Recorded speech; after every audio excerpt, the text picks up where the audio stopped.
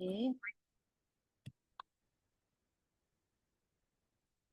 selamat pagi semuanya. Apakah suara saya terdengar?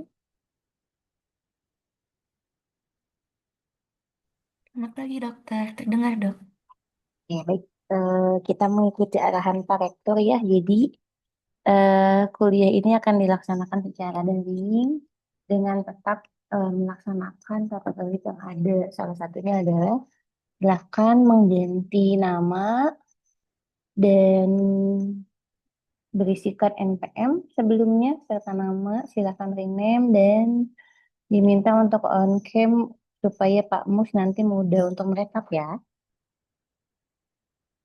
Silahkan yang belum mengganti nama, belum menyimpan nomor NPM-nya, silahkan disimpan dulu yang masih tulisannya sekretaris, yes, nama handphone. Silahkan diganti dulu namanya ya. Oke, dan silahkan oke.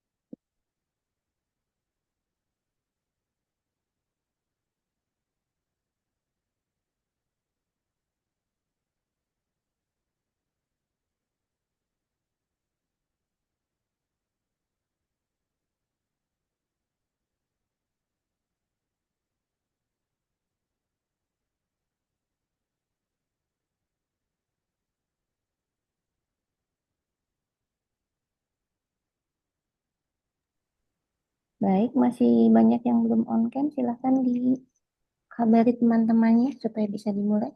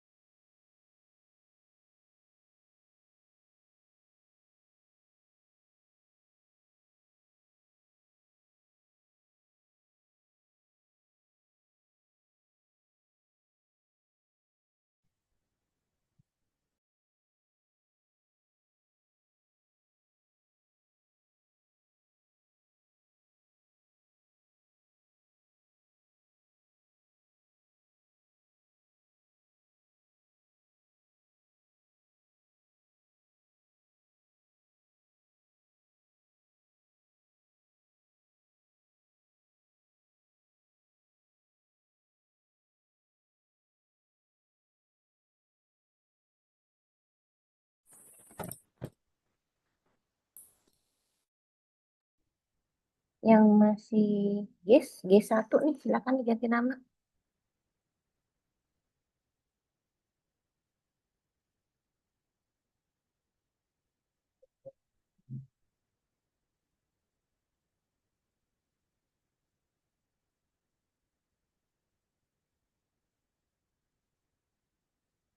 Coba tolong dilihat, apakah yang D1 ini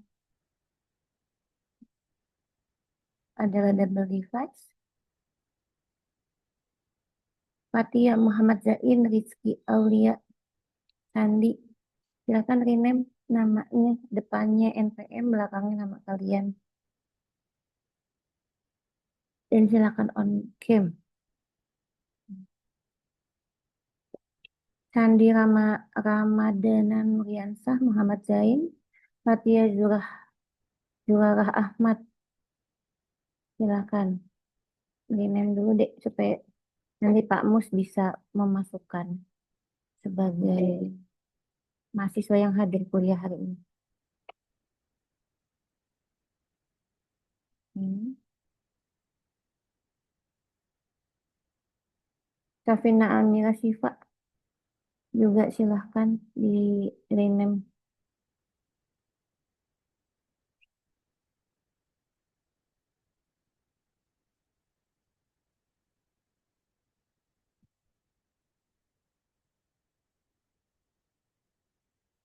yang masih guest nih, silahkan di rename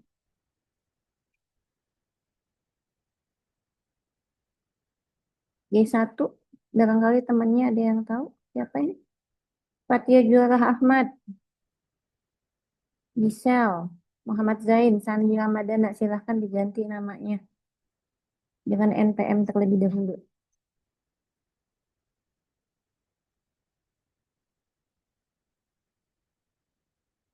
Mhm.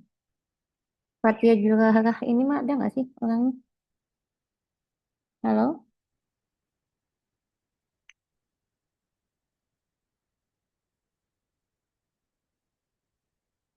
halo Fatia.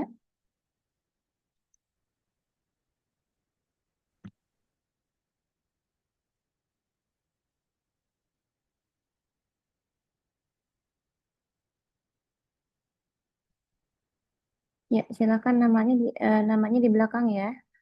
NPM-nya di depan. Oke. Gisel Laura Angka Wijaya, silahkan diganti NPM-nya depan. Ryan Rahadian. Hmm, Silakan diganti sebelum dimulai. Jika belum diganti, saya akan put in waiting room ya. Jadi dianggap tidak hadir.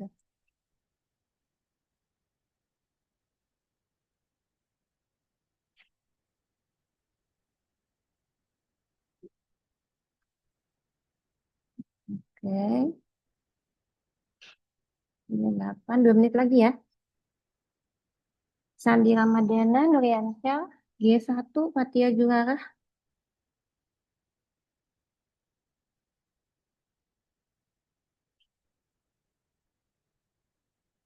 Fatia ini tidak ada ya sepertinya ya sama Sandi.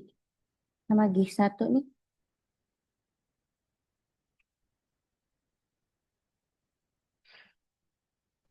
Hmm. Punten dok, atas nama Fatia Zorara, Iya, sepertinya koneksinya lagi kurang baik dok. koneksinya. Tolong dikabari ya. Silakan diganti Dok, namanya dan silakan on-cam. Mm-mm. Ilham Kamlak 5. Hmm, Oke. Tok, saya kasih waktu 1 menit lagi ya.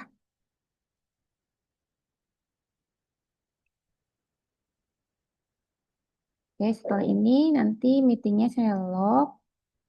Jadi tidak bisa masuk. Kecuali yang tadi sudah tercapture dia masuk ya. Amara Zaskia, silahkan. Diganti namanya.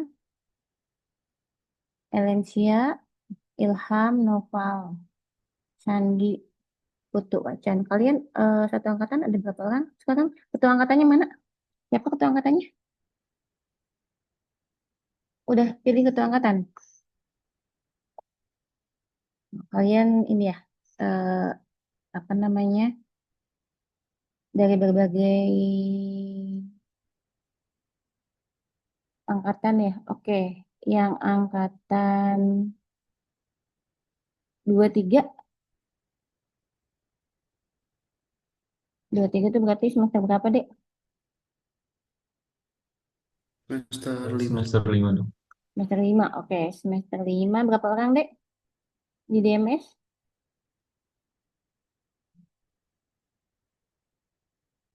Nggak tahu ya. Semester 3 berapa orang? Ada semester 3? Udah dok, Ada. Akmal semester 3 berapa orang, Mal? jumlah pastinya saya lupa dok. Oke. Paling banyak semester 1 mungkin ya?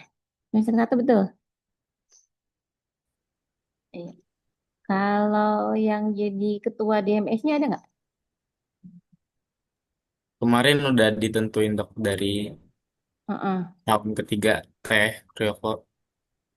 Ada. Siapa? Saya dok. Mana-mana sebentar. Eh, saya dok. Yoko Liberty.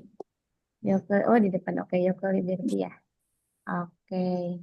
Gimana kok udah berapa lama nih berjalan DMS? Eh, Kebetulan minggu ini menjadi minggu ketiga ya dok ya. Hmm.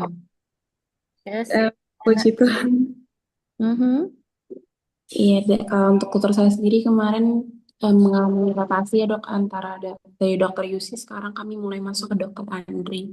Jadi Hmm. baru mulai masuk ke bagian muskuloskeletal sih dok. Hmm. Baik. DMS ini kalau zaman dulu itu jadi apa sistem atau blok yang paling padat, gitu. Paling padat karena memang DMS ini dia menjadi dasar ya, dasar dari semua sistem bahkan gitu. Kita memang belajar di sini banyaknya di muskuloskeletal, tapi ternyata muskuloskeletal itu dia menjadi dasar untuk masuk ke sistem yang lain ya, ya kan? Apalagi kalau kita belajar surface anatomi, kita belajar eh, region gitu ya, kita belajar tempat-tempat topografi dan seterusnya. Itu kalau zaman dulu sebelum sistemnya seperti sekarang menjadi yang paling sibuk karena bisa jadi kita ketemu labnya itu sampai 8 kali ya. 8 kali hanya untuk membahas anatomi. Belum membahas microstructure dan yang lain. Sampai akhirnya membahas isu-isu yang terkait hal tersebut. Gitu ya. Baik, coba kita lihat. Sudah. Oh, masih ada yang belum ganti nama nih. Siva Annabel Hasfi Nurul Mutmainah Teresa silahkan di rename ya, di rename dan di on kan kameranya. Ini juga yang cuma angka nih 130 220. Silakan belakangnya kasih nama supaya Pak Musnya mudah mengabsen. Zoom user juga silahkan diganti nama dulu ya. Oke, udah 13 menit saya lock aja ya. Silahkan.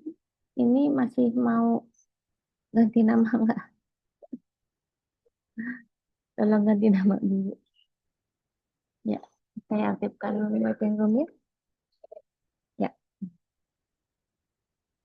130 220 230 179 ini silahkan diganti namanya Dek.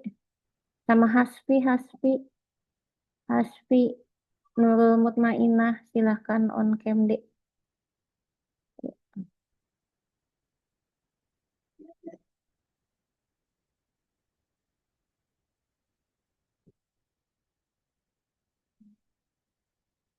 67 orang ya. Ini siapa namanya nih? Saya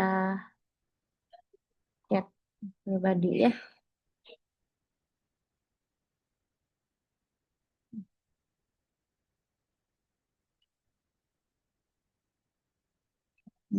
Ya. Teresa belum masuk atau udah dari tadi masuk Teresa? Ya, oke. Saya udah dari tadi Cuma masuk, keluar lagi ya. dok, tapi double device. Oke, Navaro silakan aktifkan kameranya Navaro. Oke, saya sebentar saya capture dulu ya. Oke. Ini kalau apa? Kalau absensi offline ini lebih sulit buat saya dibanding absensi online. Nah, sebentar. April dan Mei kita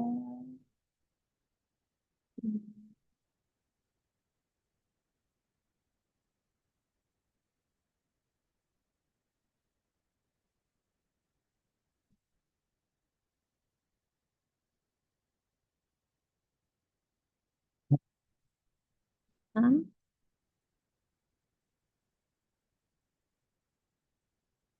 Oke, baik.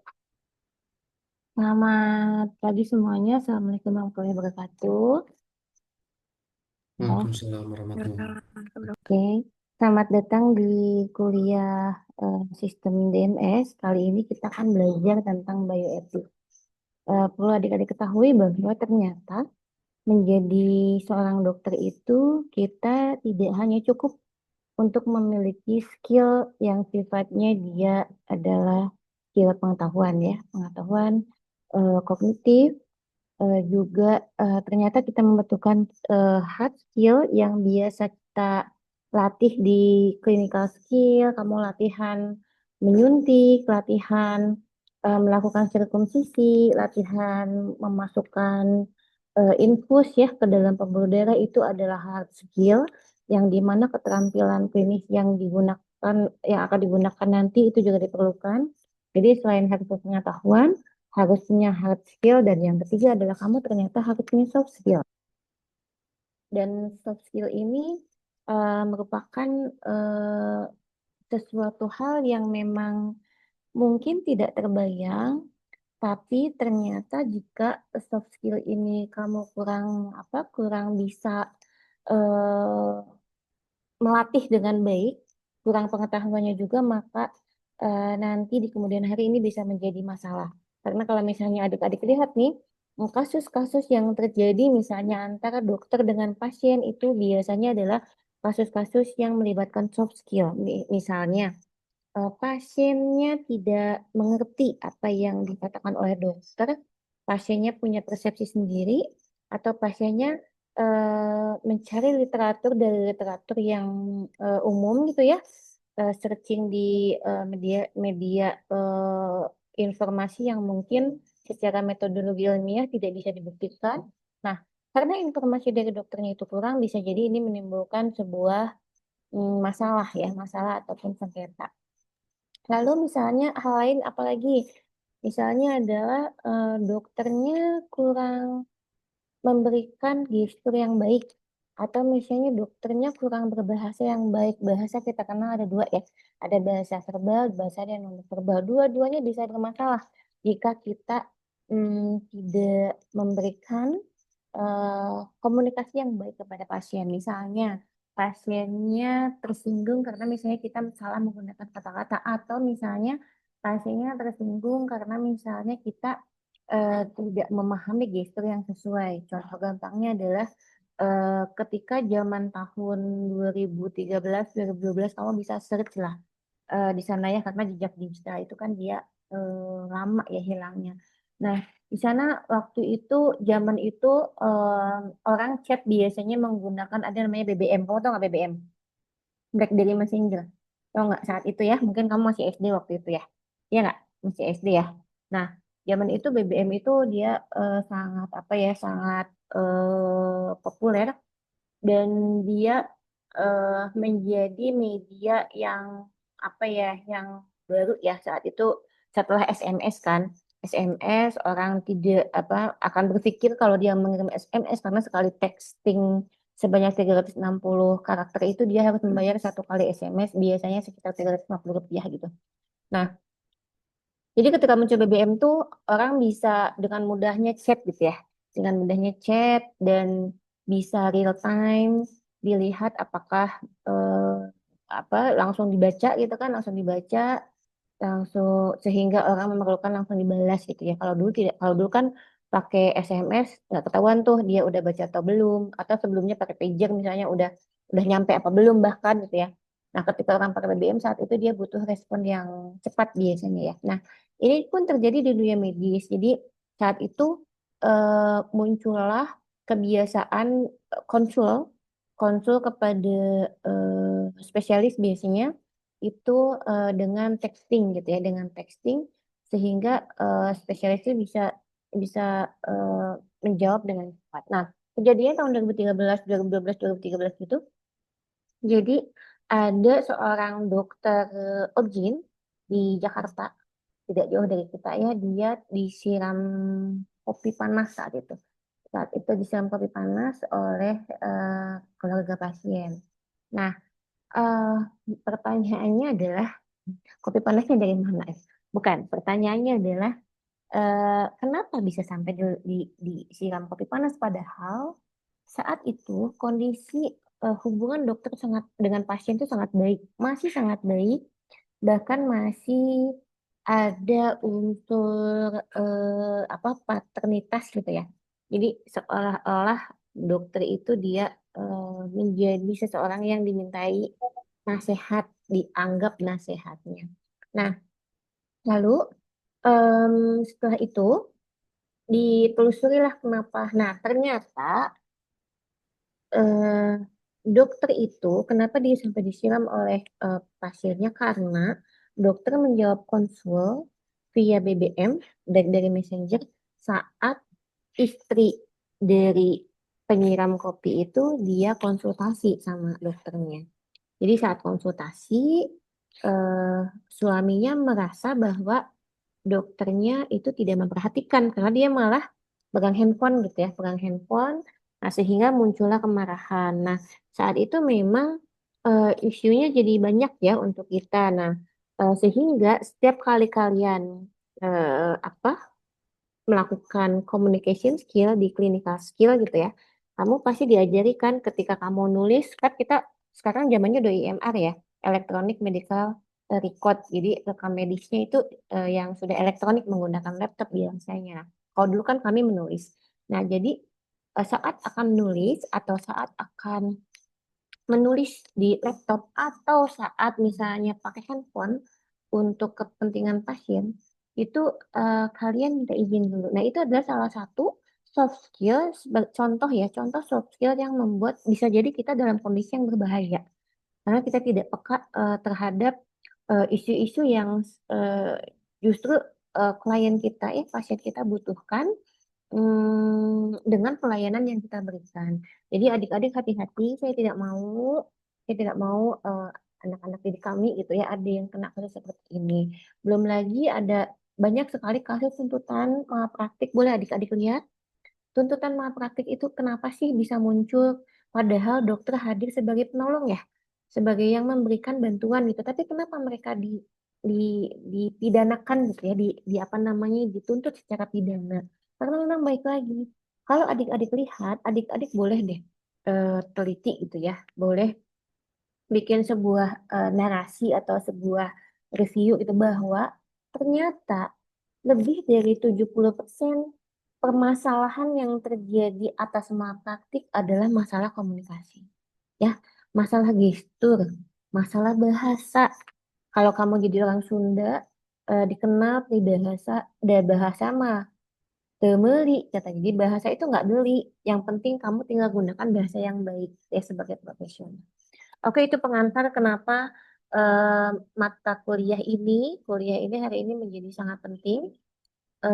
Jadi ya, mudah-mudahan bisa bermanfaat ya. Baik, saya share dulu. Oke, ya hari ini kita akan belajar apa yang dimaksud dengan etik, apa yang dimaksud dengan bioetik, apa yang dimaksud dengan medical legal, ethical legal, dan ini adalah sebuah pengantar ya supaya kalian bisa belajar lebih jauh lagi. Nah, kenalkan saya adalah Dr. Wulan. Saya dari Departemen Forensik Medicine dan Studi Medical Legal FK Unpad RSAS ya. Nah, baik, di sini kita akan belajar bahwa ternyata antara etiko legal, medical legal, dan bioetik itu adalah sesuatu yang tidak bisa terpisahkan, akan selalu ada mengelilingi kita dan harus kita bisa dalami dengan baik ya. Walaupun nanti dari kalian tidak semuanya akan menjadi dokter forensik, dokter medico legal, tapi kalian semua harus mengerti aspek medico legal terutama dalam dalam hal ini. Oke, kita mulai dari etik dulu ya, karena memang kalau adik-adik lihat nih, semua ini sebetulnya berhubungan dengan etik ya. Jadi pemahaman etika kita jangan sampai salah dengan pemahaman masyarakat awam. Jadi sebenarnya apa yang dimaksud dengan etik itu sendiri? Jadi etik itu adalah ciri khas manusia karena yang memiliki etika itu hanya manusia. Gitu ya. Jadi etik itu adalah suatu produk yang dibuat oleh manusia yang dimana produk ini adalah produk yang betul-betul menggunakan human being. Jadi betul-betul menggunakan fungsi manusianya baik secara nilai, secara moral dan aspek-aspek lainnya yang hanya dimiliki manusia yang dia merupakan penilaian yang terbaik. Nah, etik ini dia sangat bermacam-macam di berbagai tempat. Sangat tergantung dari bagaimana sejarah komunitas itu terbentuk, atau misalnya populasi itu terbentuk, atau bahkan negara itu terbentuk, itu sangat berpengaruh. Bagaimana juga tradisi yang ada, terus pendidikan yang ada di belakang orang-orang yang menyusun etik itu sendiri, lalu juga agama yang mereka pegang, dan seterusnya. Jadi kalau misalnya kita boleh rangkum dari beberapa referensi tentang etik ini. Jadi dia adalah sebuah kompleksitas analisis. Ingat ya. Jadi dia adalah complexity analysis. Etik ini terbentuk karena sudah dianalisis oleh orang-orang yang membentuknya. Ya, sebagai suatu disiplin keilmuan yang disebut dengan etik. Ya. Nah, bagaimana etik ini sebetulnya bisa menggali segala macam aspek-aspek yang ada ini akan disusun sehingga membentuk suatu hal yang nantinya akan menjadi baik. Jadi dia adalah eh, studi ya, atau etik itu sebuah cabang ilmu.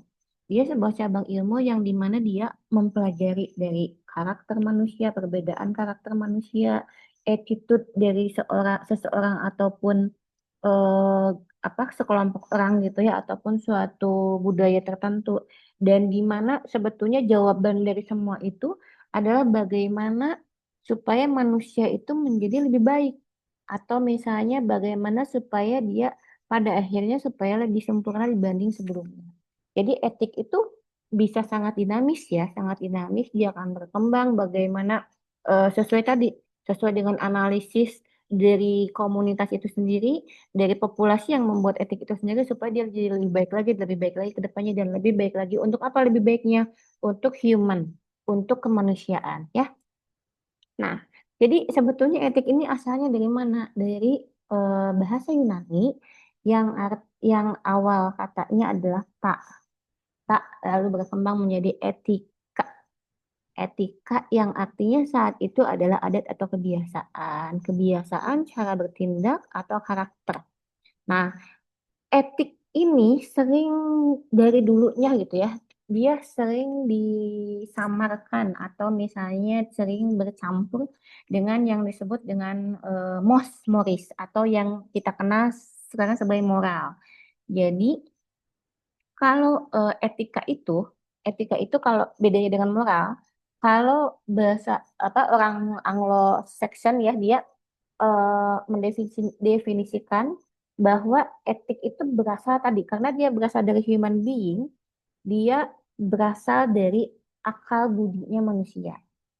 Jadi sekali lagi, etik itu dibuatnya oleh manusia, manusia yang selalu ingin memberikan yang terbaik, memberikan sesuatu yang terbaik, bagaimana orang itu terbaik bersikap, bertindak, berperilaku dalam kondisi dan situasi saat itu. Nah, bedanya dengan moral, tadi kan sering disamarkan dengan moral atau mos moris ya. Nah, bedanya dengan moral itu adalah kalau moral nilainya dia sudah turun dari sejak awal. Moral itu turun sejak awal dari siapa? Dari Tuhan kita, dari yang menciptakan kita.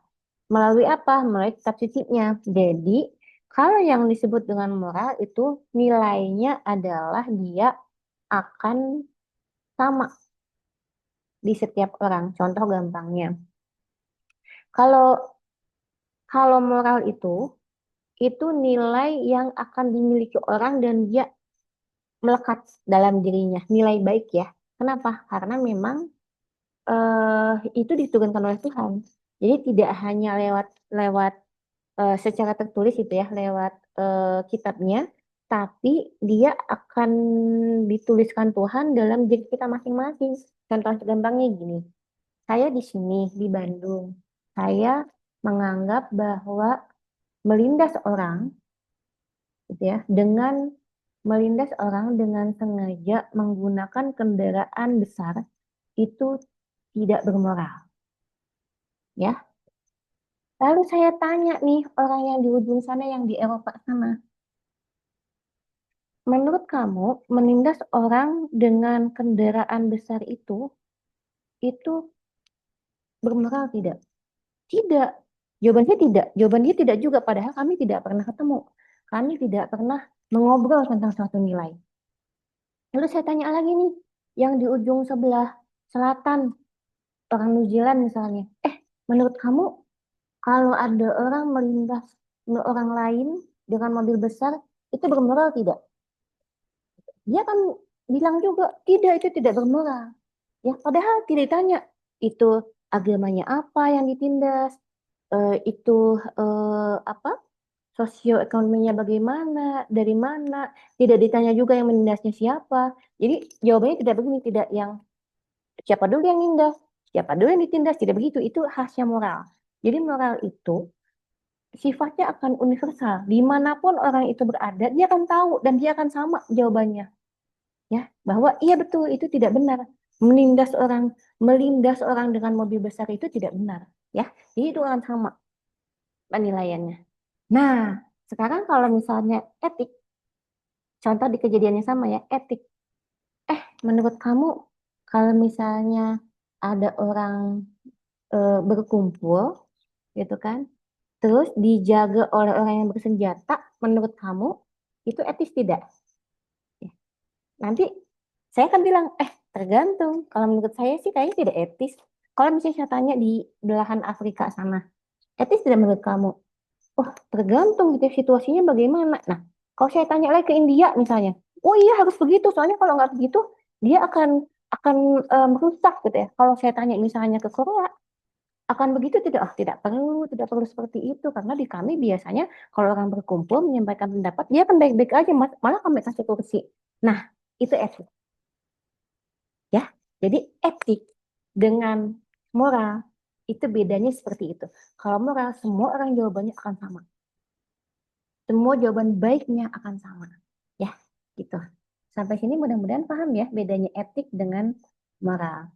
Nah, jadi kalau kita lihat dari perjalanan definisi ya, Aristoteles mengatakan bahwa semua ilmu pengetahuan kan karena etik ini adalah cabang dari ilmu pengetahuan, dia harus praksis, produktif, dan teoritis. Nah, jadi eh, di sini didefinisikan apa yang dimaksud dengan etika secara ilmu pengetahuan.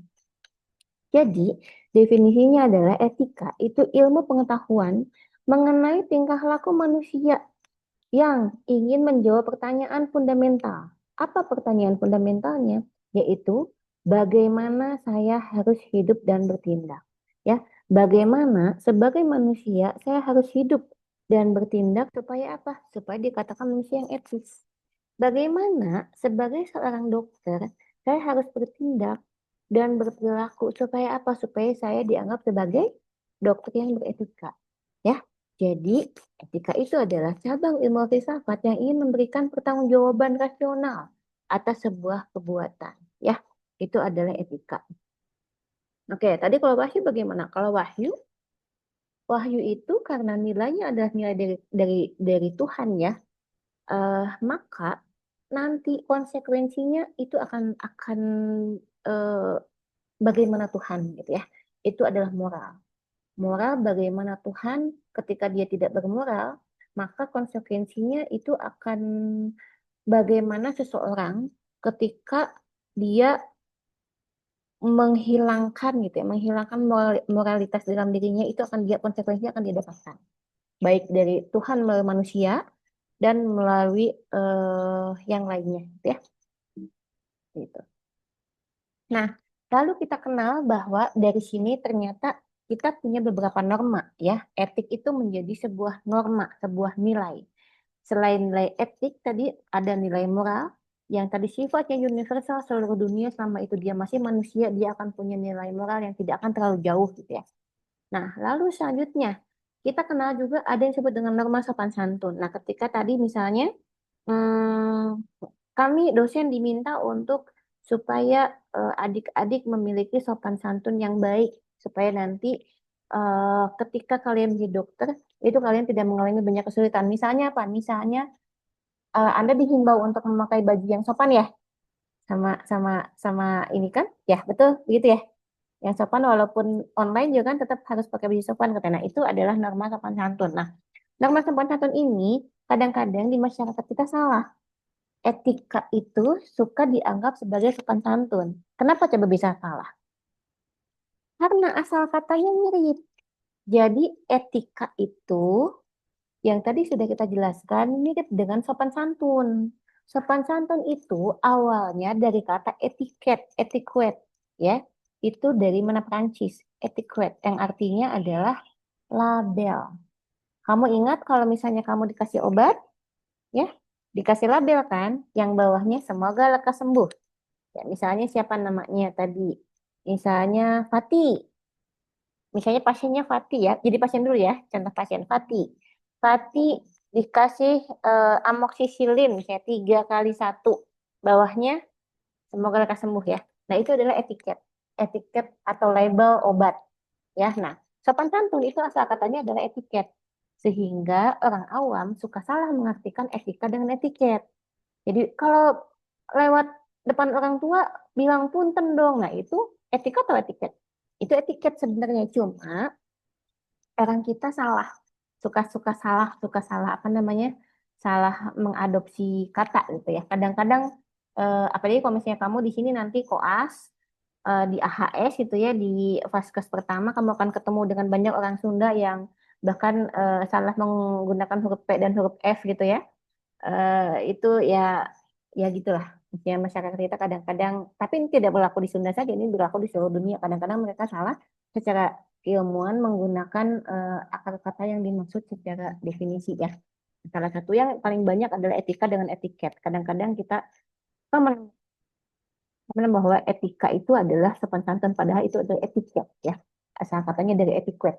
Etiquette yang berasal dari bahasa Prancis. Nah, yang terakhir adalah norma yang kita kenal, norma hukum. Bedanya apa? Bedanya adalah norma hukum ini mengikat karena dia tertulis. Etika juga bisa tertulis, seperti misalnya etika kedokteran. Nah, itu eh, adalah kode, sebuah kode yang kita tulis. Kode itu tulisan. Jadi etika yang tertulis itu biasanya berbentuk kode ya. Kode etik. Nah, itu tertulis artinya etika yang sudah disusun oleh sekelompok orang itu dan dia ditulis. Kalau norma hukum bagaimana norma hukum? Kalau norma hukum dia sifatnya memaksa. Sifatnya memaksa di mana bumi dipijak di situ hukumnya ya langitnya dijunjung gitu ya.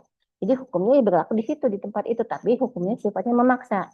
Contohnya gini, kamu jalan-jalan di Bandung, kamu buang permen karet misalnya ya, sembarangan, bekas permen karet sembarangan, kamu ya mungkin tidak akan dipapakan. Ya, walaupun secara etiket itu tidak baik gitu ya. Tapi secara hukum kamu tidak dipapakan.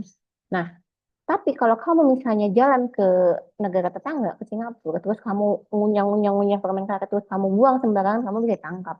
Ya, atau bahkan kamu misalnya menyeberang sembarangan di negara lain tuh kamu bisa ditangkap. Kalau di sini mungkin ya aspek forensiknya paling keserempet gitu kan. Kalau misalnya ini apa tidak terlalu perhitungan tidak terlalu baik ya. Baik, nah, mudah-mudahan sampai ya. Nah, jadi kalau kita lihat dari perjalanannya bagaimana etika itu sampai kepada Anda ya hari ini, itu dia mengalami perjalanan waktu yang cukup panjang dan dinamis gitu ya. Nah, jadi untuk adik-adik ketahui bahwa kita sebelum sampai kepada etika kedokteran hari ini, kita sudah memiliki banyak aliran etika.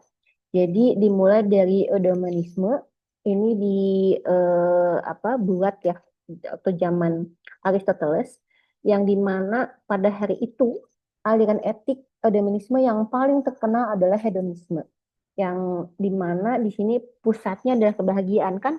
Etik itu kan dia bercerita bagaimana kita harus bertindak atau bersikap atau berperilaku untuk kita menjawab pertanyaan ya. Pertanyaannya ada bagaimana saya harus bertindak gitu kan sebagai manusia yang etis. Nah, saat itu yang menjadi eh, goals atau yang menjadi frame-nya adalah kebahagiaan. Jadi apapun yang membuat kita bahagia itu adalah etis. Contohnya, saat itu misalnya kalau ada orang ingin makan rusa, lalu eh, dia bagaimana tuh supaya dia mendapatkan rusa itu, karena dengan mendapatkan rusa dia akan bahagia gitu ya. Itu ada tindakan yang etis. Caranya ya dia akan ke hutan. Dia akan mencari rusa, lalu dia akan panah rusanya. Lalu setelah itu dimakan deh rusanya ya. Begitupun misalnya dengan yang lain, saya ingin makan buah apel. Gitu kan, karena apel ini saya merasa kalau saya makan apel saya akan bahagia. Dia kan ke hutan, dia akan mencari pohon apel. Kalau ada pohon apel dia ambil apelnya. Ya, bedanya apa dengan sekarang? Bedanya zaman dulu itu orangnya tidak sebanyak sekarang. Ya, jadi zaman dulu tidak ada tuh cerita ini apel siapa ya, tanah siapa ya, nggak ada. Jadi begitu ada pohon apel kita boleh ambil. Artinya boleh kita melakukan apapun asalkan mendapatkan kebahagiaan.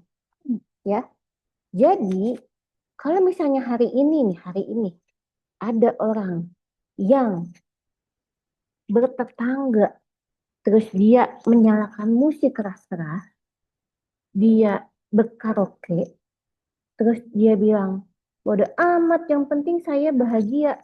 Ya, tetangga saya terlalu berisik, saya tidak peduli. Tetangga saya punya bayi, biarin aja gitu kan.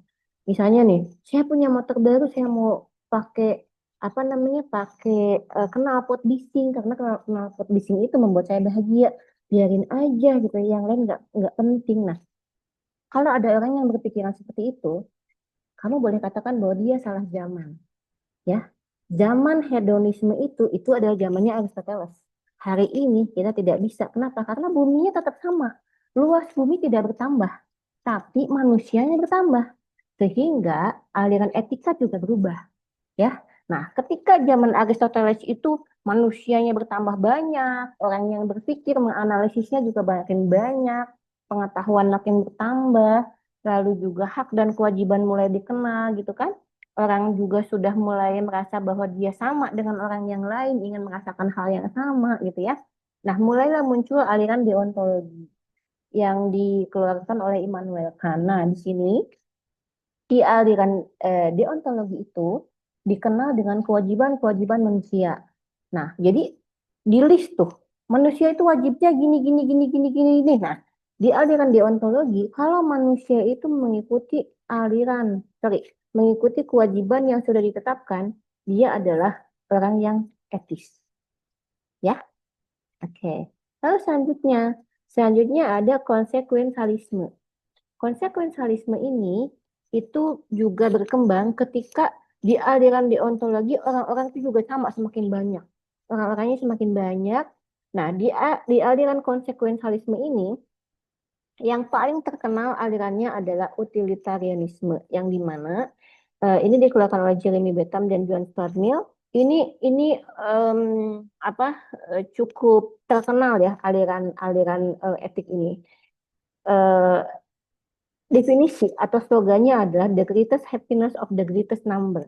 Kalau kalian lihat film-film yang bertemakan zaman dulu ya, yang orang masih kemana-mana pakai kuda gitu kan, terus eh, rumah-rumah Victorian, apa, sheriff-sheriff dan seterusnya.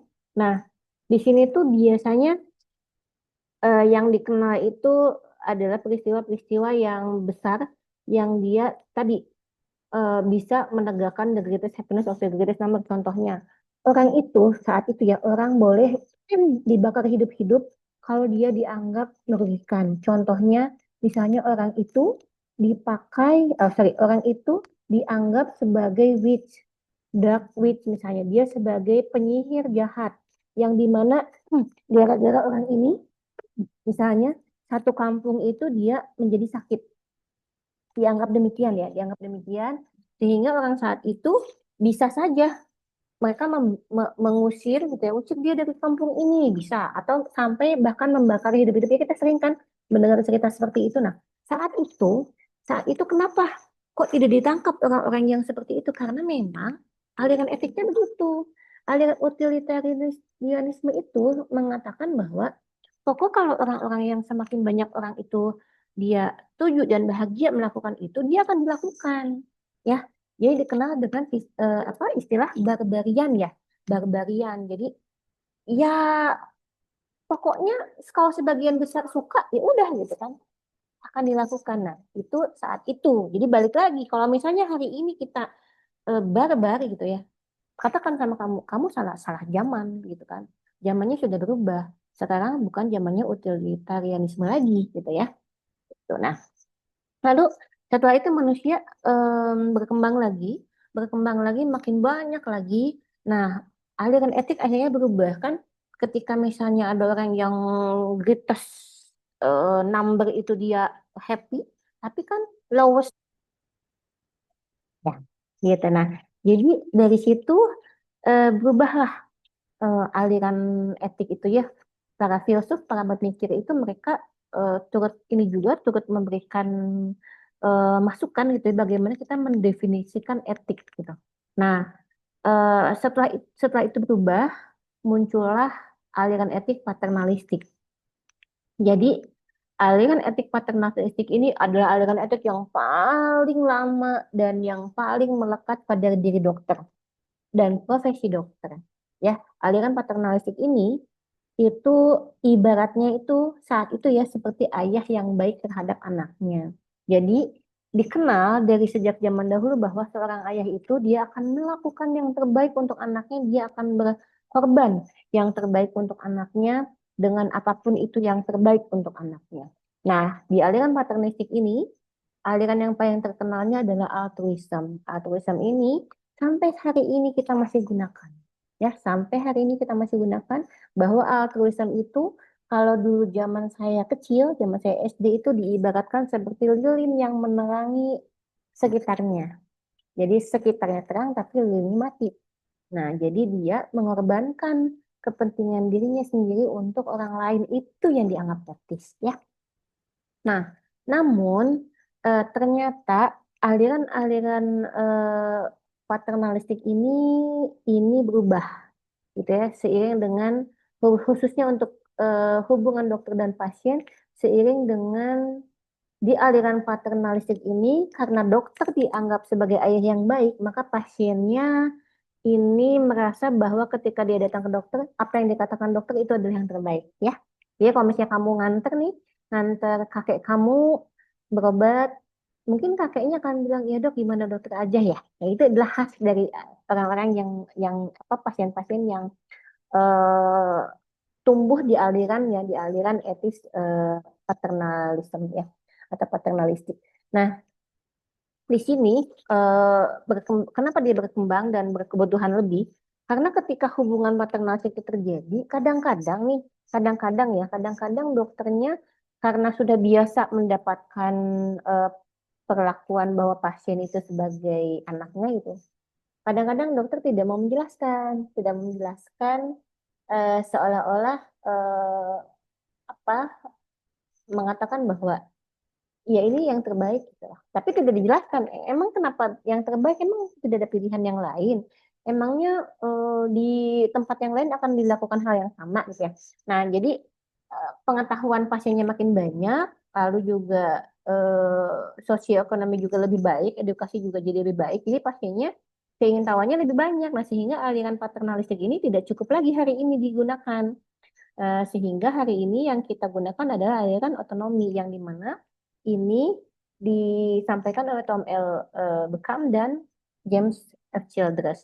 Di sini apa yang penting untuk aliran otonomi ini? Yang pertama adalah respect for autonomy. Jadi walaupun kita tahu yang terbaik untuk pasien, kalau pasiennya dia menginginkan hal yang lain itu kita harus respect ya, harus harus menjelaskan dan harus menghormati apa yang menjadi keinginan dan keputusan pasien. Nah, yang keduanya adalah do no harm atau non maleficent. Di sini kita menimbang bagaimana hal-hal yang dia sifatnya eh, makin sedikit mudarat ya atau kerugian yang diderita pasien itu makin baik.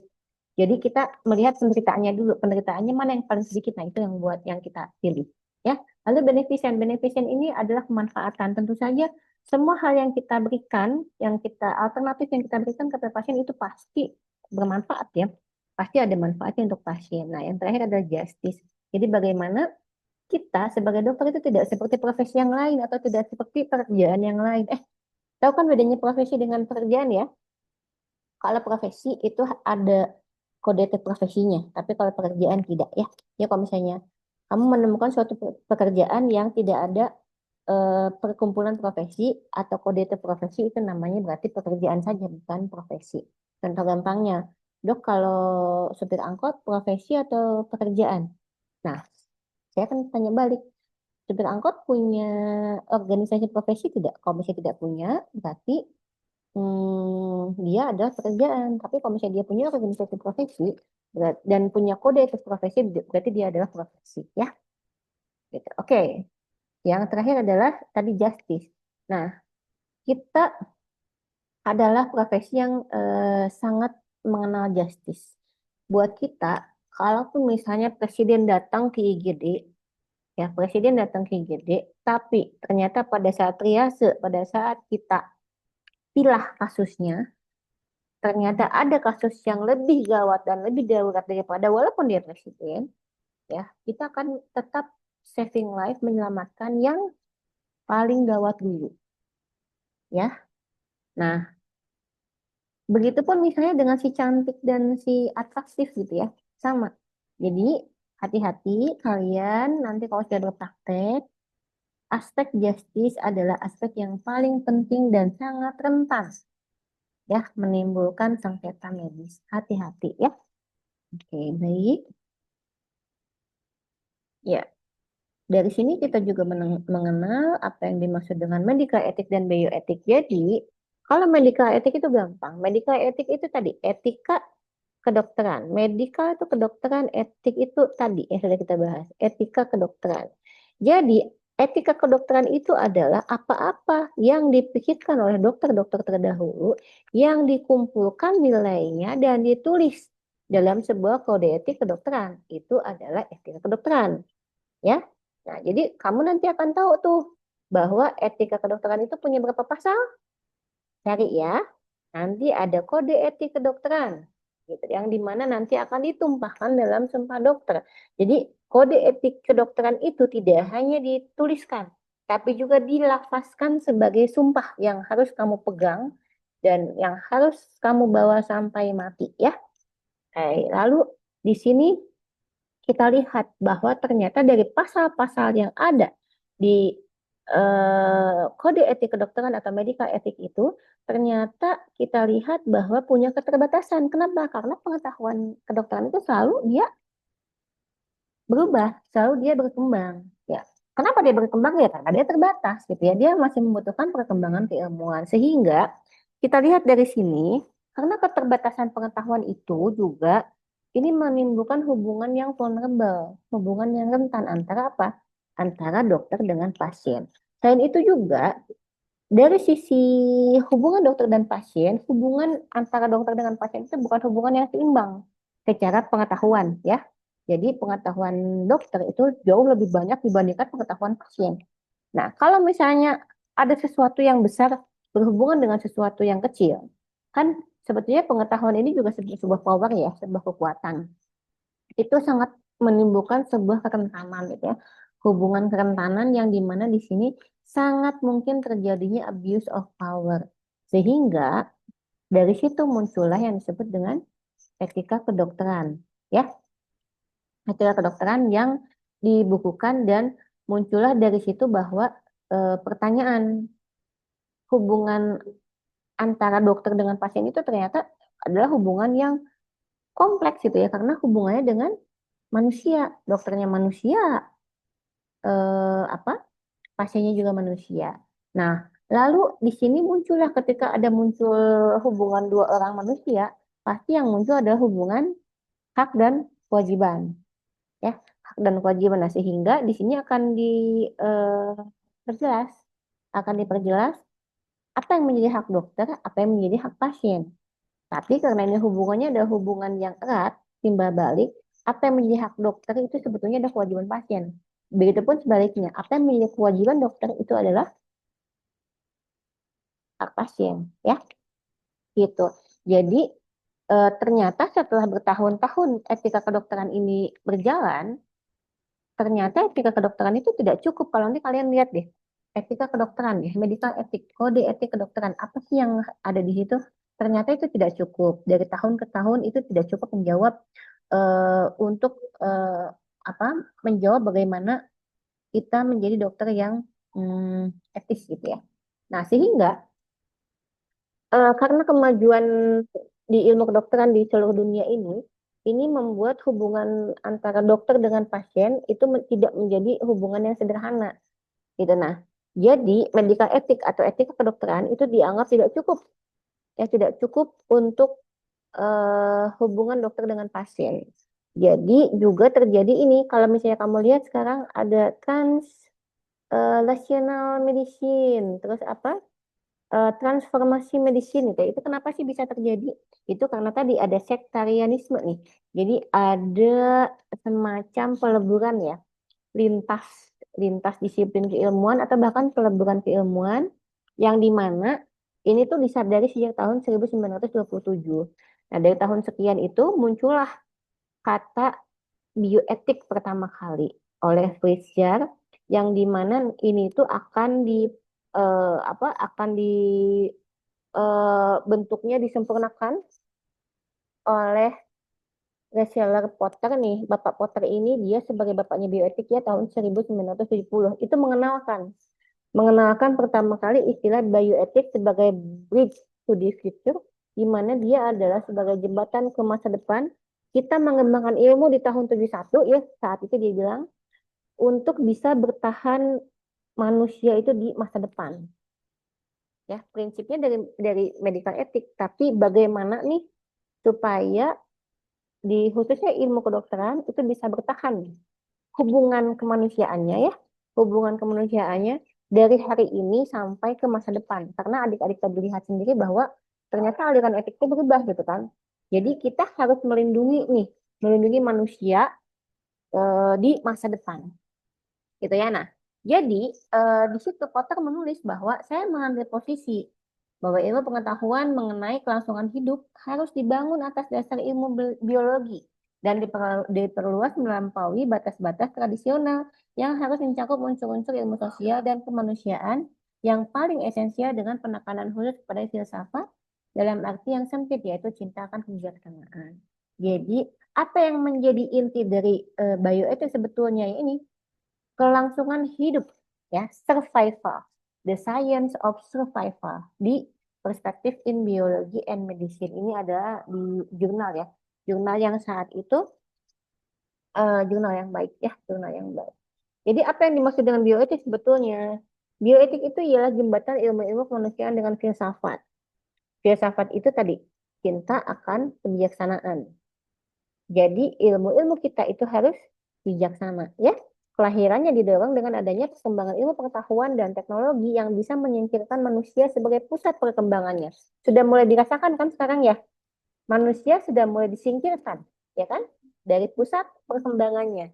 Nah, ilmu bioetik ini yang menjaga supaya kita tetap manusia nih yang pegang. Jadi walaupun kamu nanti pakai AI untuk ini, untuk itu silahkan. Tapi kamu adalah pusatnya. Ya, gitu. Lalu tempat berkumpul berbagai ilmu pengetahuan untuk membicarakan manusia. Manusia bisa survive sampai dengan masa yang akan datang. Dari kelahirannya, bioetika itu bersifat multidisiplin dan transdisiplin. Yang menjadi objek adalah manusia beserta alam semesta. Jadi, para bioetisian itu dari dulu, dari 1970 bahkan sebelumnya, itu sudah melihat bahwa akan ada pergeseran manusia nih sebagai pusat dari kehidupan itu digeserkan oleh sesuatu, baik itu teknologi ataupun apapun ya. Nah, itu sudah diprediksi dan dia sudah dilindungi, dicoba dilindungi kedudukan manusianya itu dengan ilmu bioetika salah satunya. Jadi, bioetika itu termasuk pada filsafat, khususnya filsafat terapan yakni etika. Bukan sembarang etika, bioetika adalah cabang etika yang berbicara mengenai hidup manusia dengan dunia alam semesta. Ya, jadi dari sini kita lihat bahwa etika itu bukan murni filsafat, tapi dia adalah etika terapan. Berdasarkan etika ini ada eh, sebagai cabang dari ilmu filsafat. Ya, jadi artinya gini, kalau kamu bisa memahami soft skillmu, memahami bioetik dengan baik, maka kamu tidak akan bisa tergantikan oleh mesin ataupun teknologi yang lain. Kenapa? Karena ini adalah human being. Human being itu harus unik. Dia tidak bisa digantikan oleh program, ya. Gitu. Jadi supaya kamu tidak bisa tergantikan dengan program, kamu harus menjadi dokter yang soft skill-nya itu harus kuat. Kenapa? Karena memang berarti kamu tidak bisa digantikan. Ya, karena soft skill itu tidak bisa diprogram. Programming untuk soft skill itu sangat-sangat sulit. Karena apa? Karena dia sangat kompleks ya. Analisisnya sangat kompleks. Oke, kita lihat kasus kenapa eh, etik itu sangat penting. Kenapa soft skill itu sangat penting ya? Kita lihat. Contoh kasus yang pertama, Nyonya D, 28 tahun. Sedang hamil 27 minggu, anak pertama datang di IGD karena mengalami kecelakaan kendaraan roda 2 bersama suaminya. Pasien mengalami open fracture tibia yang menyebabkan harus segera dioperasi. Pasien mengatakan dia ingin bertemu suaminya sebelum melakukan operasi. Sementara di ruangan lain, suaminya yang bawa motornya itu ternyata meninggal setelah diresusitasi. Nah, apa yang harus dikatakan dokter terhadap si istrinya? Padahal istrinya itu lagi hamil anak pertama, mungkin bisa menjadi anak satu-satunya ya, satu-satunya karena suaminya meninggal dan dia usianya 27 minggu. Sementara dia akan dioperasi juga gitu ya. Jadi, akankah kamu sebagai dokter mengatakan bahwa oh, ibu mau ketemu dengan suami ibu di ruang sebelah tapi sudah meninggal gitu. Apakah kamu mengatakan seperti itu atau mau mengatakan seperti apa? Ada konsekuensi yang terjadi ketika kamu bisa berbahasa dengan baik, kamu bisa mengolah soft skill kamu dengan baik, dan akan menghasilkan hal yang baik, gitu ya. Oke, kasus yang kedua. Nyonya K, usia 35 tahun, mempunyai satu orang anak. Ibu Nyonya K ini meninggal dunia karena kanker payudara. Lalu Nyonya K menanyakan kepada dokter apakah kemungkinan dia akan mengalami hal yang sama. Dokter menjelaskan berdasarkan evidence-based medicine bahwa Nyonya K ini bisa mengalami hal yang sama ya. Sehingga Nyonya K ini berkeputusan, ah dok, udah angkat aja payudaranya. Soalnya saya takut seperti ibu saya gitu ya. Nah, tapi ternyata suaminya tidak setuju. Jangan dok, kan ini anaknya baru satu gitu kan. Nanti kalau dia hamil lagi gimana gitu. Nanti anaknya dikasih asinya gimana gitu. Nah, kalau Anda sebagai dokternya apa yang akan kamu lakukan ya? Jadi Nyonya Kak ini ternyata minta second opinion dan second opinionnya adalah Anda sebagai dokter keduanya. Oke, kasus ketiga. Ibu SB 35 tahun adalah seorang ibu dari 4 orang anak perempuan. Anak paling kecil usianya 3 tahun. Dia mengalami anemia ringan dan mengatakan dia sering lelah. Dia tinggal bersama suaminya di rumah yang sederhana di pedesaan. Mereka hidup dari bercocok tanam, memberi makan beberapa hewan, mengumpulkan kayu bakar, dan membawa beberapa produk ke pasar lokal gitu ya. Nah, dia datang ke klinik. Dia bilang dia ingin steril. Katanya, dok, saya ingin di steril aja karena ini anak saya udah 4 gitu kan. Yang paling kecil 3 tahun. Sementara kalau saya hamil lagi saya nggak sanggup. Tapi Di sisi lain suaminya ingin anak laki-laki. Suaminya ingin anak laki-laki dan suaminya itu jika dia eh, tidak mendapatkan yang dia inginkan, dia bisa melakukan kekerasan kepada istrinya. Lalu dari budaya yang ada di tempat tersebut itu memang suami mengharapkan kalau dokter itu menjelaskan apapun yang dilakukan kepada istrinya itu kepada suaminya. Tapi secara hukum memang tidak wajib. Nah, jika Anda dokter yang ada di sana, apa yang akan Anda lakukan? Ya, oke, kasus keempat. Kasus keempat ini ada Nyonya TP hamil anak pertama setelah 11 tahun penantian dalam pernikahannya. Nah, ternyata di trimester ketiga dokternya mendiagnosis kalau Nyonya TP ini dia mengalami plasenta previa totalis. Nah, dari situ berarti kan satu-satunya cara adalah untuk menyelamatkan ibu dan bayinya adalah dengan cara apa? Dengan cara operasi sesar ya. Tapi ternyata menurut keyakinan TP ini itu tidak baik dilakukan. Kenapa? Karena menurut keyakinannya bahwa seorang perempuan itu harus melahirkan secara normal, secara spontan. Nah, pada kondisinya ini pasien dia meyakini bahwa nanti akan ada intervensi ilahi, katanya akan ada tangan Tuhan yang menyelamatkan saya gitu. Padahal secara medis itu adalah hal yang bisa membahayakan ibu dan bayinya. Nah, jika Anda dalam posisi ini, kira-kira apa yang akan Anda katakan ya kepada pasien dan keluarganya? Oke, kasus kelima. Seorang wanita di 24 tahun datang ke IGD dengan perdarahan pervaginam yang berat bersama suami dan 3 anaknya. Dia hamil anak keempat, tapi menderita kanker serviks stadium 2B, yang dimana ini usia kehamilannya masih 8 minggu ya, usia kehamilan awal. Nah, rekomendasinya adalah karena dia perdarahan pervaginam, berarti kan kalau perdarahan harus ada penghentian darah ya, diberikan obat yang sifatnya dia vasokonstriktor itu tidak bisa. Jadi yang harus dilakukan adalah diligasi atau diembolisasi. Jadi dihentikan si darahnya itu aliran darahnya diberhentikan. Nah, sehingga konsekuensinya adalah dari aliran darah yang dihentikan itu tidak hanya perdarahan pervaginamnya saja yang berhenti, tapi pasokan darah terhadap janinnya pun akan berhenti ya. Ini kalau kita lakukan embolisasi atau kita lakukan blocking ya terhadap arteri uterin. Jadi itu pun juga akan mensuplai ke intrauterin yang dimana di situ adalah perdarahan untuk janinnya.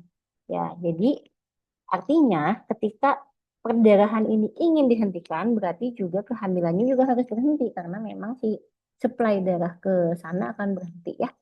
Nah, lalu ternyata wanita ini tuh tidak bisa berbahasa Indonesia ya.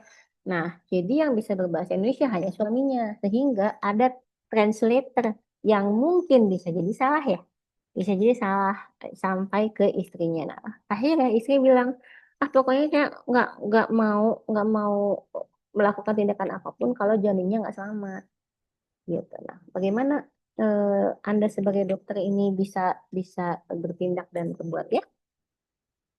Oke, kasus yang keenam, misalnya nih ada dokter DL. Dokter DL ini punya teman, punya teman. Temannya itu adalah seorang laki-laki yang punya anak perempuan yang akan dinikahkan dengan seorang pemuda. Yang pemuda itu ternyata dia berobat sama dokter DL tersebut. Nah, pemudanya berobat atas apa? Karena pemuda ini berobat untuk infeksi kelamin aktif gitu yang mungkin dia tertular dari penari erotis di klub malam terdekat ya.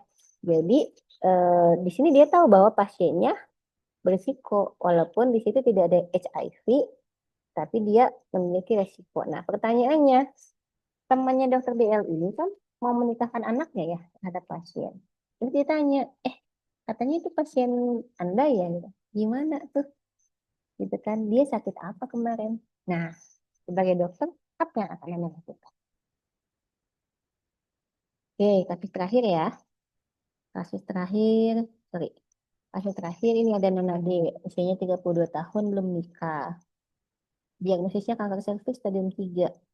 dan harus dilakukan operasi pengangkatan rahim dan kemoterapi. Nah, orang tuanya mengatakan bahwa anak saya ini belum nikah. Kalau dia rahimnya diangkat, bagaimana nanti kalau dia menikah? Gitu kan? Kan mungkin kalau menikah harus punya anak ya, gitu. Orang tuanya begitu. Terus orang tuanya bilang, dok, dok, udah kasih obat minum aja. Nah, sebagai dokter, apa yang akan Anda lakukan ya? Jadi, kalau misalnya dilihat nih sama adik-adik, apakah cukup permasalahan yang kita temui di lapangan dengan pengetahuan yang kita dapatkan dari setiap kelas, dari tutorial? Rasanya tidak ya.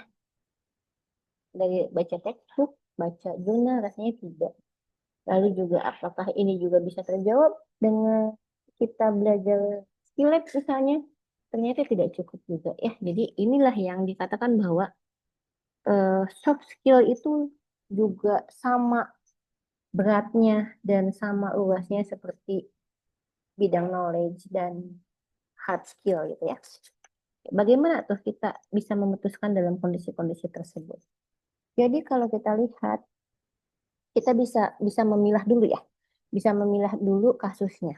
Kalau misalnya kasus-kasus yang kita punya adalah kasus medico-legal. Medico-legal itu medis dan legal.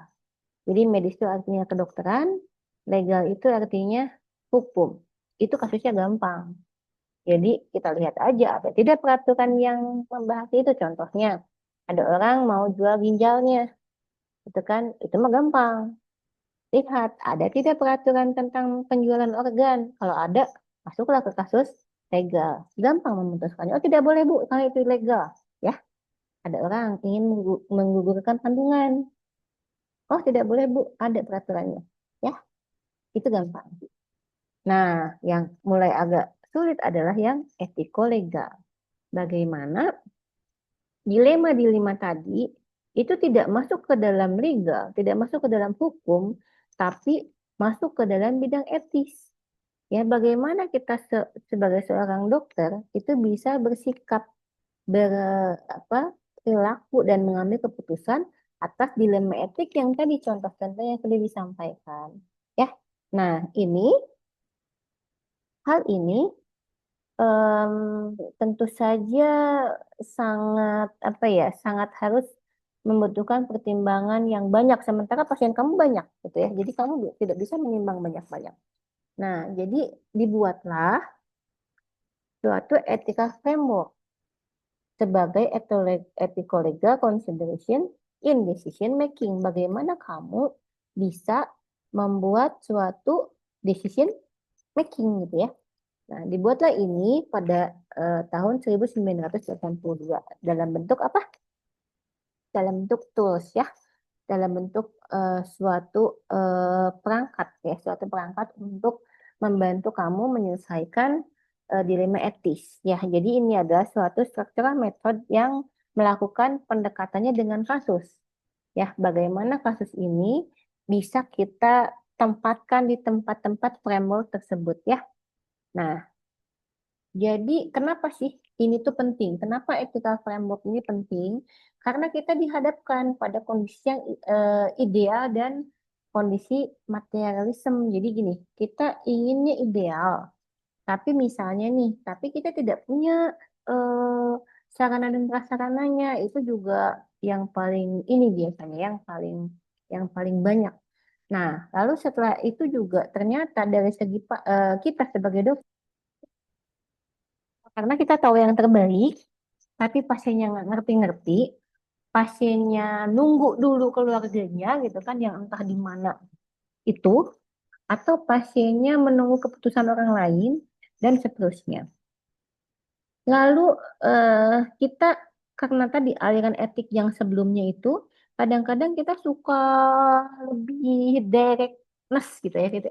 Jadi gini aja Bu, gitu ya. Padahal itu sangat berisiko tindakan seperti itu ya.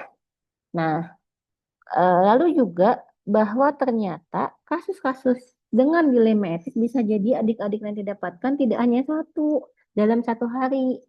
Jadi ada banyak kasus, bisa jadi kasus-kasus yang adik-adik hadapi itu punya dilema etik yang banyak gitu ya dalam dalam dalam itunya dalam satu kasusnya. Nah, diciptakanlah Four-Box Method oleh 3 orang. Albert Johnson ini sebagai filosofer, Max Ziegler itu sebagai dokter penyakit dalam, dan William Winslet ini sebagai seorang ahli hukum ya, atau lawyer. Nah, Four-Box Method itu isinya adalah idea. Idea, I-nya adalah identify the fact, faktanya kita identifikasi, D-nya adalah determine the ethical principle in conflict, kita tentukan mana saja prinsip etik yang ada di sana. I-nya adalah explore the option, apa saja opsi-opsi yang mungkin bisa kita ambil. E-nya adalah act on your decision and evaluate ya. Jadi lakukan dan dievaluasi. Nah ini adalah Four-Box Method untuk yang pertama. Isinya apa? Isinya adalah medical indication, patient. Yang kedua patient preference, yang ketiga adalah quality of life, yang keempat adalah contextual feature. Ini dikasih contohnya. Apa isinya? Di medical indication ini benar-benar berisi tentang segala sesuatu yang kamu pelajari, di setiap klub di tutorial. Jadi sebetulnya pasien ini sakit apa, pasien ini stadium berapa, pasien ini kira-kira pengobatannya bagaimana, terus pilihan obatnya apa, gitu kan. Dari obat ini bagaimana nanti, misalnya apakah ada interaksi obat dan seterusnya ya. Itu di medical indication. Kalau di patient preference, ini kita lihat dari point of view-nya pasien. Ya, jadi apakah pasien ini dalam kondisi bisa memutuskan sendiri, gitu kan? Apakah dia mumpuni secara mental? Apakah yang dia inginkan? Terutama misalnya dalam kasus-kasus eh, end stage ya, atau misalnya paliatif yang sudah tidak ada goals lagi untuk pengobatannya, sebenarnya pasiennya ingin apa gitu ya. Kita lihat keinginan pasiennya. Lalu yang ketiga, ini ada quality of life. Jadi di sini kita lihat bagaimana sebetulnya nanti setelah pengobatan yang kita lakukan, apakah akan sembuh sempurna, apakah akan misalnya meninggalkan sekuel, misalnya pada eh, kasus saraf ya, contohnya stroke gitu kan, apakah setelah misalnya serangan stroke dia akan kembali normal, atau ada gejala sisa yang ada, misalnya apakah ada tik, apakah ada kelumpuhan parsial dan seterusnya ya. Nah, lalu apakah misalnya pasien akan kehilangan bagian dari dirinya, contohnya misalnya pada operasi amputasi, itu harus disampaikan dan harus dipertimbangkan gitu ya. Atau misalnya ketika dilihat dari evidence based medicine, tingkat kesembuhannya misalnya hanya di bawah 5% gitu kan. Nah, itu juga perlu disampaikan bahwa misalnya pada kasus paliatif ini memang di seluruh dunia gitu kan, di tingkat kesembuhannya sangat kecil, penderitaannya panjang gitu kan. Jadi mangga kira-kira bagaimana gitu ya. Gitu. Nah, lalu contextual feature. Nah, contextual feature ini contohnya misalnya apakah pasien dalam kondisi tertentu, misalnya gini, ketika di di bidang saya, misalnya ketika kita menghadapi pasien yang dia ternyata seorang narapidana gitu ya. Narapidana kan berarti sebetulnya dia ada konteks, dalam konteks-konteks tertentu ya, pada saat pengobatan misalnya harusnya dia di eh, apa terapi, fisioterapi misalnya. Nah, itu kan berarti kita akan berhubungan dengan suatu konteks tertentu ya. Atau misalnya gini, pada kasus umum, misalnya pasien ini dia tidak bisa tidak bisa dilakukan karena misalnya tidak di cover BPJS gitu ya. Nah, itu juga sebagai contextual feature. Atau misalnya pasien ini dalam kondisi yang tidak bisa memutuskan sendiri gitu kan, dia harus diputuskan oleh orang tuanya, misalnya karena dia masih anak-anak misal, seperti itu ya. Atau misalnya dia adalah dalam kebudayaannya dia tidak mau memutuskan sendiri, yang bisa memutuskan misalnya suaminya. Nah, itu kita kita buat ya boxnya supaya apa, mempermudah kita berpikir, mempermudah kita memutuskan itu, sehingga dari 4 ini kita bisa berapa namanya, mengeksplor selanjutnya. Nah, determine the ethical principle in conflict ya. Kita lihat di medical indication apa nih yang berkonflik, di patient preference apa, begitupun di quality of life dan contextual feature. Apa namanya, yang bermasalah dalam ethical prinsipnya. Lalu I, explore the action. Ingat ya, dalam explore the action ini kita tidak pernah menemukan satu jawaban dari satu pertanyaan. Pasti jawabannya banyak. Explore aja sama Anda ya. Di explore, lalu kasih alternatif dan semua yang diberikan itu harus di dalam suatu pelayanan klinis yang baik ya. Jadi kasih alternatifnya, jangan kasih alternatif yang tidak memberikan kemanfaatan terbaik untuk pasiennya. Contohnya pasiennya harus dirawat, dikasih alternatif pulang. Enggak ya, nggak boleh itu. Jadi itu tidak beyond on the standard of care gitu ya. Jadi tetap walaupun dia misalnya dipulangkan, artinya berarti ketika dia pulang itu ada alternatif yang lain yang bisa dilakukan di rumah ya. A. Nah, A-nya adalah act on your decision and evaluate. Toolsnya siapa? Family gathering, ya, family meeting. Jadi family meeting ini adalah sesuatu yang penting. Jadi kamu jangan pernah menyingkirkan keluarganya, karena justru untuk kasus-kasus dilema etik itu penting banget, ya, penting banget. Jadi keluarga itu adalah sesuatu yang yang bisa menyelamatkan kita dari kepusingan atas eh, dilema etik yang terjadi ya. Lalu bioetician ini biasanya ada di rumah sakit nih, di komite etik tuh ada tuh, ada ahli bioetik. Atau misalnya kalau misalnya tidak ada, kamu bisa ke departemen forensik ya, departemen forensik, karena di sana ada aspek bioetik dalam medical legal ya yang dibahas. Lalu atau bisa ke ethical committee di rumah sakit. Jadi kalau misalnya kamu sebagai dokter nanti praktek terus kamu kesulitan dalam menghadapi dilema etik, itu boleh minta bantuan ya. Nah, yang jelas adalah kuncinya kita bekerja bersama-sama, tidak hanya para dokter, tapi perawat juga, pasien, keluarga ya. Membernya adalah kita untuk menolong orang yang sakit gitu ya. Bukan memberikan treatment yang sebetulnya tidak memberikan manfaat untuk pasiennya. Ya. Oke, collaborative relationship. Nah, sebetulnya ada tools yang lain selain tadi Overbox method itu, ada yang dimaksud dengan help. Nah, di sini sama seperti yang tadi, kita bisa buat boxnya, namun isinya berbeda. Isinya adalah kita help untuk H yang pertama adalah kita lihat dari segi humanity. Humanity itu exploringnya sama sebetulnya seperti yang tadi. Jadi dari segi kemanusiaan, apa sih sebetulnya yang bisa kita explore di situ ya? E-nya adalah etik. Tadi etik dimulai dari prinsip-prinsip bioetik yang ada. Lalu hukum, apakah kasus ini menyerempet hukum? Tidak. Kalau tidak berarti dia aman gitu ya. Dan yang terakhir ada profesional. Profesional ini adalah aspek yang kamu pelajari. Yang kamu pelajari baik hard skill ataupun soft skill ya. Oke, ingat bahwa kedokteran itu walaupun dia sangat teknikal dan sangat saintifik, dia ternyata mengobati kemanusiaan ya. Dia mengobati kemanusiaan dan dokter itu tidak seperti mesin.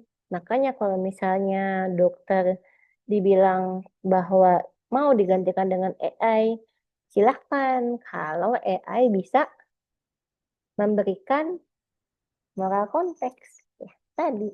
Kalau AI bisa memberikan moral konteks, silahkan. Tapi pada kenyataannya tidak pernah teknologi itu bisa menggantikan human being yang memahami moral konteks yang ada. Ya, oke. Nah, kalau kita lihat kenapa sih kok Anda belajar bioetik bahkan di jam yang panjang itu gitu ya? Kenapa dia dimasukkan ke dalam kurikulum? Jadi kita lihat bahwa ternyata values and ethic itu dalam kedokteran itu sudah dibahas dan sudah masuk ke dalam lingkup pembelajaran ya. Di Cina itu tahun 2838 sebelum Masehi, Babilonia juga sama 1700 sekian sebelum Masehi. Sanskrit dokumen di India juga sama 1500 tahun sebelum Masehi, dan di Greece ini di Hippocratic Oath itu di sebelum Masehi ya tahun 430. Nah, memasukkannya ke dalam kurikulum itu mulai di tahun 618 di Cina, di Roma tahun 700, dan di Arab itu tahun 900. Lalu masuklah di Paris Pandua Finale Leiden itu etik dalam kurikulum kedokteran itu tahun 2007 ya, mulai diubah gitu ya, diubah tahun 2007. Jadi kalau kita lihat ini diserap juga di Undang-Undang Praktek Kedokteran saat itu ya, yang dimana di sini berbunyi bahwa transdisciplinary integration yang harus dimiliki oleh seorang dokter adalah selain basic medical sciences, clinical sciences, community medicine and public health, medical education juga harus nih, bioethics and human health humanities. Jadi artinya ini bukan pelajaran tambahan, ini adalah skills yang harus kamu punya justru ya. Karena undang-undang juga sampai undang-undang pun itu menempatkan ini di dalam undang-undang pendidikan kedokteran ya.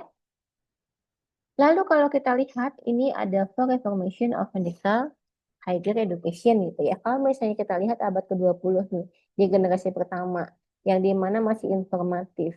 Ya, di sini eh, kita lihat objektifnya adalah adanya lecture, practice, dan examination ya, dan ujian-ujian yang akhirnya adalah expert. Nah, lalu di sini juga setelah itu etik itu muncul untuk kamu bisa menjadi profesional, tidak hanya expert. Jadi profesional adalah seorang expert yang lebih gitu ya, lebih memiliki sikap profesi yang melekat. Nah, ternyata itu tidak cukup sehingga muncullah generasi ketiga yaitu transformatif yang dimana di sini kita ada new sense of bioethics ya. Jadi kalau zaman dulu kita kenal dengan etik dengan 4 prinsip etik kedokteran itu ternyata tidak cukup. Yang dimana new sense of bioethics ini dibutuhkan karena kamu akan menjadi agent of change. Nah, ternyata menjadi agent of change itu tidak cukup. Tidak cukup menjadi agen perubahan itu. Ya, kalau misalnya sekarang nih, banyak sekali mahasiswa yang turun ke jalan karena memang tugasnya ada sebagai agent of change gitu ya. Dari zaman saya dikenal bahwa mahasiswa itu punya banyak peran. Peran yang pertama memang dia sebagai cendekiawan itu kan, dia sebagai akademisi, dia sebagai seorang yang belajar mempelajari ilmunya dengan luas dan dalam. Dia juga sebagai iron stock. Iron stock itu artinya dia adalah sebagai stok pemimpin masa depan. Karena kan nanti orang-orang yang memimpin sekarang kan akan digantikan, ya mereka akan meninggal, ya akan diganti dengan salah satunya adalah mahasiswa. Lalu juga mahasiswa itu sebagai social control. Kenapa dari dulu mahasiswa sebagai social control? Karena dia memang sebagai akademis, ya dia melihat fenomena. Kalau fenomena tidak baik, dia akan menjadi social control. Lalu yang terakhir tadi adalah agent of change. Jadi dia akan menjadi agen perubah ya. Jadi memang dari sejarahnya dahulu memang perubahan baik di Indonesia itu selalu datang awalnya dari mahasiswa ya. Nah, lalu selanjutnya ternyata kita melihat bahwa di kurikulum New Transformatif yang generasi keempat ini itu tidak cukup saja menjadi agent of change, tapi harus menjadi inspiring leader atau person atau role model. Jadi kamu sebagai model berjalan ya, harus menjadi model yang baik. Kan model harus baik, masa jadi model yang jelek ya. Jadi kalau hari ini ada orang yang merokok di jalan, yang vaping di jalan gitu ya, di tempat umum, kamu tidak boleh seperti itu karena kamu ada inspiring leader. Kalau ada orang yang suka parkir sembarangan, kamu tidak boleh seperti itu karena kamu ada inspiring leader. Kalau ada orang yang melakukan hal-hal yang tidak baik, kamu tidak boleh karena kamu adalah inspiring leader. Ini adalah satu bentukan dari pendidikan kedokteran. Bedanya dengan pendidikan yang lain adalah kamu akan dibuat kamu menjadi apa, ya? Inspiring leader. Kenapa jadi inspiring leader? Karena di masa kamu ini akan terjadi chaos, akan terjadi dekadensi moral, akan terjadi degradasi sehingga orang butuh model, orang butuh contoh. Karena contoh itu susah, ya.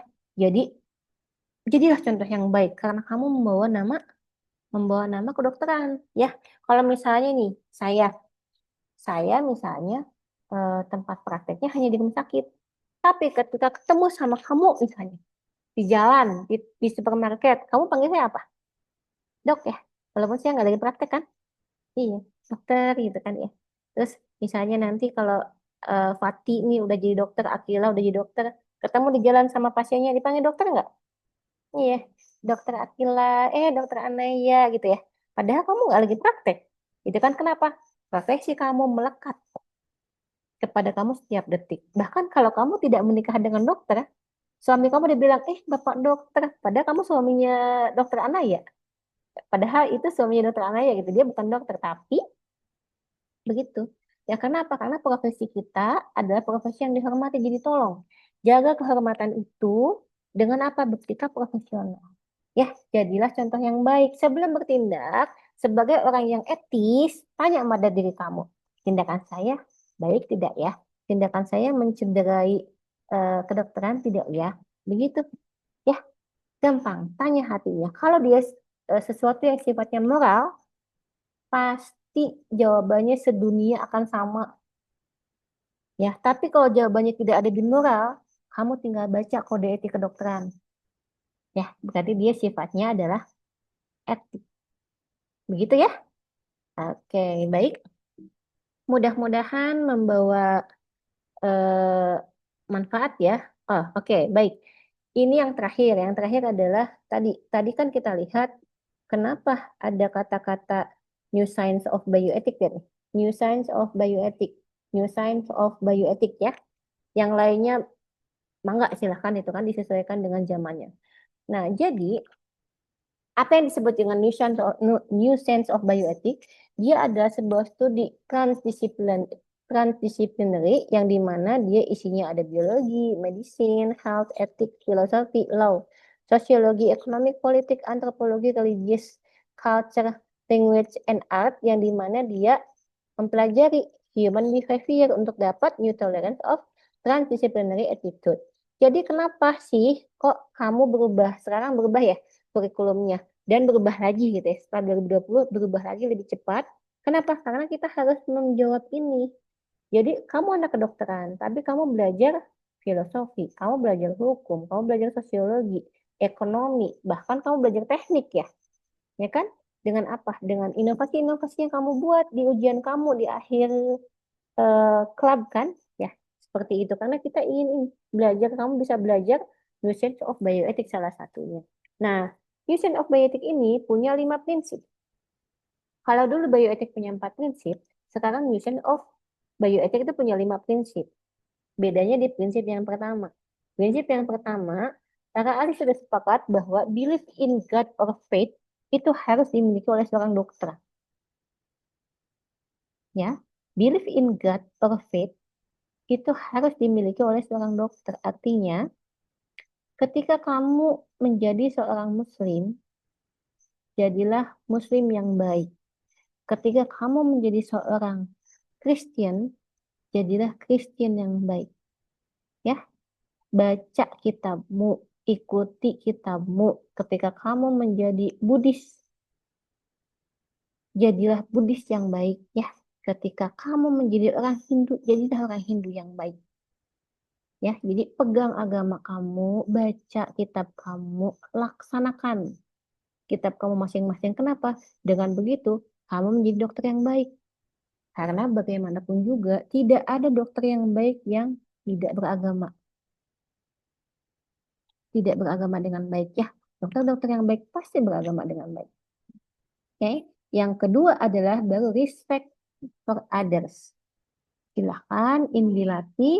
Yang ketiga, beneficent. Bagaimana kita bisa memberikan kemanfaatan untuk pasien. Yang keempat adalah non-efisien. Seperti tadi yang sudah dijelaskan bahwa ini adalah suatu penilaian kita terhadap tindakan yang akan kita lakukan mana yang moderat atau kerugiannya paling sedikit, itu yang kita pilih.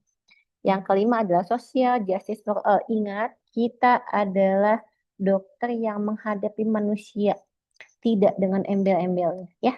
Mau dia cantik, mau dia ganteng, mau dia pejabat, mau dia apa, biarin aja. Yang penting buat kita adalah bagaimana kita melihat pasien sebagai orang sakit yang harus diselamatkan.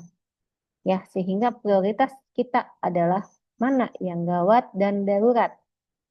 Oke, ya.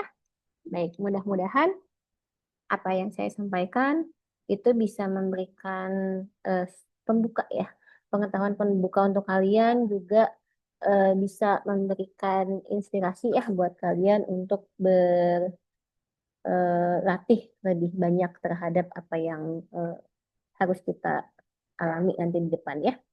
Oke, Mangga, masih punya waktu sedikit lagi. Jika ada yang ingin bertanya, boleh.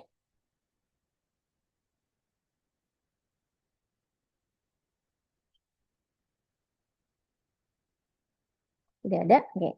Jika ada yang ditanyakan lebih lanjut, kalau kamu mau chat saya boleh, mau ditanyakan itu ya via WA silahkan. Nomor telepon saya di 0856 222 1984 ya. Kalau misalnya ada yang membutuhkan, mangga silahkan hubungi saya atau ada yang ingin bertanya silahkan menghubungi saya. Terima kasih adik-adik atas perhatiannya. Stay safe ya, sehat-sehat semua. Apa yang coba dilakukan oleh kami itu adalah bagaimana supaya kalian tetap em, selamat ya, tetap selamat. Bagaimanapun orang tua kalian kan menitipkan kalian kepada kami, tetap selamat, tetap sehat. Jika kalian ingin menyampaikan pendapat seperti misalnya mahasiswa yang lain silahkan, tapi hati-hati ya, hati-hati, jaga diri baik-baik ya. Baik, terima kasih atas perhatiannya. Mohon maaf atas segala kekurangan dan kesalahan ya. Wabillahi hidayah. Assalamualaikum warahmatullahi wabarakatuh. Waalaikumsalam. Waalaikumsalam warahmatullahi Oke, wabarakatuh. selamat Makasih banyak, belajar. dokter. Oke, saya izin. Mohon dokter.